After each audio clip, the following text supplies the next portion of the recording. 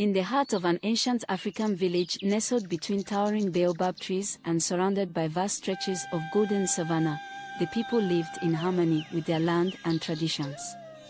This village, known as Dumazulu, was revered for its powerful spiritual lineage and its wise and just rulers. The people of Dumazulu believed deeply in the interconnectedness of all things. The spirits of their ancestors, the energy of the earth, and the guiding hand of destiny. Among the villagers was a woman named Zendaya. From a young age, she had always been different, ambitious, shrewd, and willing to go to great lengths to get what she wanted. Unlike the other young women of Dumazulu who were content with their simple lives of farming, weaving, and tending to their families, Zendaya desired power, wealth, and influence.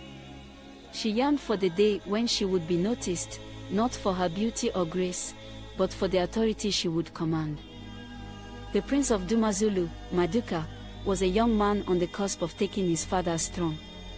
He was noble, wise beyond his years, and deeply respected by the villagers. But like all the men of royal blood in the village, he was bound by tradition to marry the woman chosen by the spirits, one who would be a worthy queen and partner in ruling Dumazulu. The selection process for this queen was steeped in ancient rituals.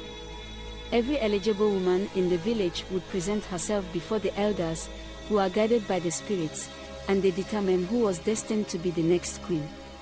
Zendaya knew this was her opportunity.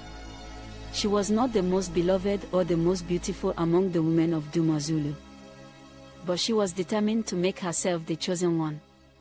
Her cunning mind quickly devised a plan rooted in deceit, manipulation, and a dark secret that only she knew. Zendaya's journey to becoming the chosen one started with winning the favor of the village elders. She feigned humility, offering gifts and performing acts of service to the community. She would be seen helping the elderly, offering prayers at the sacred grove, and fasting during important ceremonies. The villagers began to whisper that Zendaya was indeed a woman of great virtue, a woman in tune with the spiritual forces of the land. But beneath this show of humility was a manipulative soul. Zendaya sought out the elder responsible for interpreting the omens from the spirits, a wise old man named Nana Obeng. Through flattery, subtle bribes, and by playing on his weaknesses, she began to influence his decisions. Nana Obeng, who was once known for his incorruptibility, found himself slowly entrapped by Zendaya's charms. She convinced him that the spirits had shown her signs, visions of herself standing beside Prince Maduka as his queen and visions of a prosperous future for Dumazulu with her as its guiding light. The elder, already swayed by Zendaya's persuasiveness, began to interpret the omens in her favor. During rituals, he would declare that the signs pointed toward a woman of uncommon wisdom and strength, subtly alluding to Zendaya. As the selection ceremony drew nearer, more and more people began to believe that Zendaya was destined to be the prince's bride. But Zendaya's rise was not purely the result of manipulation. Hidden in her past was a secret so dark that it would ruin everything if it ever came to light. Years ago, before she ever dreamed of becoming queen, Zendaya had sought power from forbidden sources. Desperate for control over her fate, she had made a pact with a dark spirit that resided in the deepest part of the forest. The spirit, known as Emelantuka, was feared by all for its insatiable hunger for human suffering. In exchange for power, Zendaya had promised the spirit something precious: a life. The spirit had given her charms and whispered forbidding incantations that allowed her to influence the minds of those around her. It was these charms that had weakened Nana Obeng's resolve and clouded his judgment. However, there was a condition. Once she achieved her goal, she was to offer the spirit the life of her firstborn child or face the wrath of Emelantuka. Zendaya had accepted without hesitation, convinced that she would find a way out of the deal later. The day of the selection ceremony arrived, and the entire village gathered to witness the event. The atmosphere buzzed with anticipation as the women, adorned in their finest garments and intricate beadwork, lined up before the elders and the prince. Each woman presented herself with grace, hoping to be the one chosen by the spirits. Zendaya, standing among them, was serene and confident, convinced that she had already secured her place as the future queen. Nana Oben, holding his staff of authority, began to call upon the spirits. The air was thick with incense as the villagers chanted ancient hymns. Suddenly, the elder's voice quivered as he announced the name of the chosen one, Zendaya. The crowd gasped in surprise, but many nodded in approval. She had done it. She had manipulated her way to becoming the prince's bride, securing her place as the next queen of Dumazulu. Prince Maduka approached Zendaya and placed a golden necklace around her neck, signifying her new status. Her heart raced with triumph, but a chill ran down her spine, a reminder of the dark spirit's claim. She quickly pushed the thought aside, focusing instead on the admiration and respect she had long craved. Zendaya's joy didn't last long. That very night, as the village celebrated her selection, a powerful storm suddenly descended upon Dumazulu.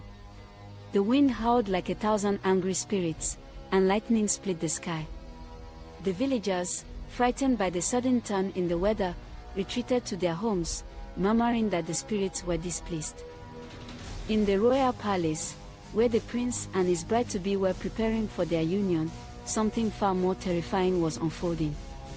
In the dark of night, as Zendaya sat alone in her chamber, she felt a cold presence. Emelantuka had come to collect its due. The spirit appeared before her, its eyes burning like embers in the darkness. "You thought you could deceive me," Emelantuka hissed. "You have taken what you wanted, but now it is time to fulfill your end of the bargain." Zendaya trembled with fear, but she was not ready to give up everything she had fought for. She tried to bargain with the spirit, offering wealth, power, and anything else she could think of. But the spirit was unmoved. "You promised me a life, and a life I shall have," it said.